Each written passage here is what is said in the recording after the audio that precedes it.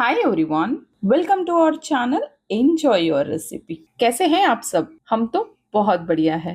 उम्मीद करते हैं आप भी बहुत बढ़िया होंगे। ईद पर शीरखुरमा तो हर घर में बनता है, लेकिन क्या आपके साथ ऐसा होता है कि कभी सेवइयां बिल्कुल घुल सी जाती है, या कभी दूध फट जाता है, या बिल्कुल पानी जैसा रह जाता है, और कभी कभी शीरखुरमे का टेस्ट उतना रिच और क्रीमी नहीं बनता जितना हम चाहते हैं। ईद की सुबह गेस्ट को अगर आप कुछ सर्व करना चाहते हो तो ये शीरखुरमा उन्हें जरूर इम्प्रेस करेगा। तो चलिए रेसिपी देख लेते हैं। शीरखुरमा बनाने के लिए पहले हम ड्राई फ्रूट्स देख लेते हैं। यहाँ पर हमने बादाम, ड्राई खजूर, पिस्ता और काजू को 2 घंटे पहले गर्म पानी में भिगो दिया था। बादाम हमने 50 ग्राम लिया है और ड्राई खजूर हमने 6 लिए हैं।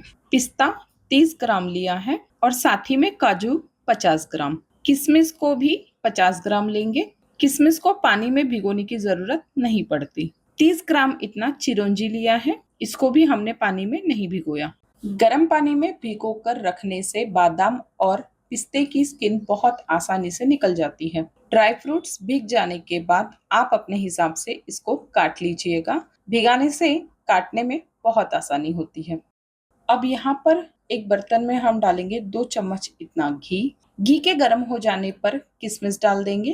किशमिश बहुत जल्दी फ्राई हो जाती है, इसीलिए इसको पहले ही आपने फ्राई करना है। किशमिश अच्छे से फ्राई हो जाने के बाद इसको हम साइड पर निकाल कर रख लेंगे। अब उसी घी में हम ड्राई खजूर को लंबे टुकड़ों में काट कर डालेंगे। अब इसमें जाएगा बारीक कटा हुआ बादाम, बारीक कटा हुआ पिस्ता और चिरौंजी, और लास्ट में डाल देंगे काजू। सारे ड्राई फ्रूट्स को भूनते वक्त आपने गैस का फ्लेम बिल्कुल लो रखना है। आपने ध्यान रखना है कि ड्राई फ्रूट्स बिल्कुल भी ना जले। अगर थोड़ा सा भी जल गया तो समझे आपका शीरखुरमा हाथ से गया। ड्राई फ्रूट्स यहाँ अच्छी तरह से भून चुके हैं। अब हम इसे निकाल कर एक प्लेट में रख लेते हैं। अब उसी बर्तन में 1 चम्मच घी और डालेंगे। हमने यहाँ 150 ग्राम इतना सेवइयां ली है। सेवइयों को घी में डालकर गैस का फ्लेम हमें बिल्कुल लो रखकर ही इसे गोल्डन कलर आए तक भूनना है। सेवइयां भूनने में ज्यादा वक्त नहीं लेती हैं। इन सेवइयों को भूनने में हमें 2 से 3 मिनट इतना वक्त लगा था। सेवइयां बिल्कुल भून चुकी हैं। अब इसको हम निकाल लेते हैं। अब इस बर्तन में हम शामिल कर रहे हैं आधा कप इतना दूध। अब इसमें जाएगा 50 ग्राम इतना मावा।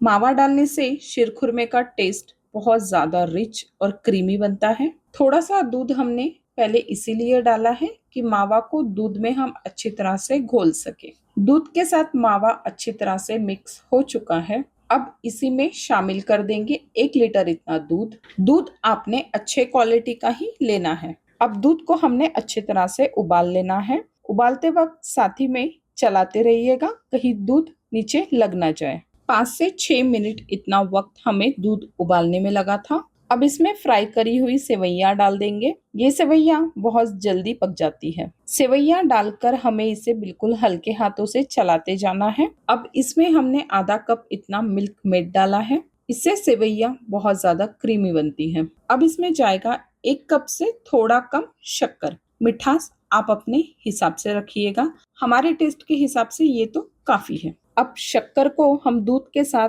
अच्छी तरह से पका लेंगे। अब साथ ही में हमने जो ड्राई फ्रूट्स भून के रखे थे उसको भी इसमें डाल देंगे। आपने इसको बिल्कुल कंटिन्यू चलाते ही रहना है। गैस का फ्लेम बिल्कुल कम ही रखिएगा।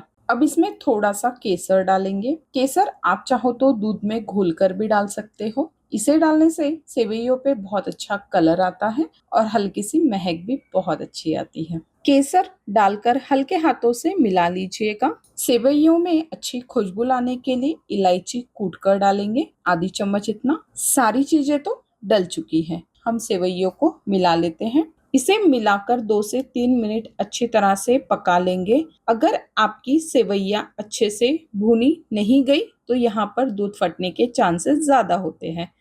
हमने थोड़े से ड्राई फ्रूट्स बचा कर रख लिए थे ऊपर गार्निशिंग करने के लिए। सेवइयां बनाना तो बहुत आसान है, बस कुछ कुछ चीजों का ध्यान रखा जाता है, जैसे कि ड्राई फ्रूट्स को बिल्कुल भी नहीं जलाना है और सेवइयां हमें बिल्कुल धीमी आंच पर ही भूनना है। इस ईद पर आपने खुद सेवइयां बनाकर अपनी फैमिली और फ्रेंड्स के साथ ईद की मिठास का मजा लीजिएगा। अच्छा जी, तो बनाइए, खाइए और एंजॉय कीजिए।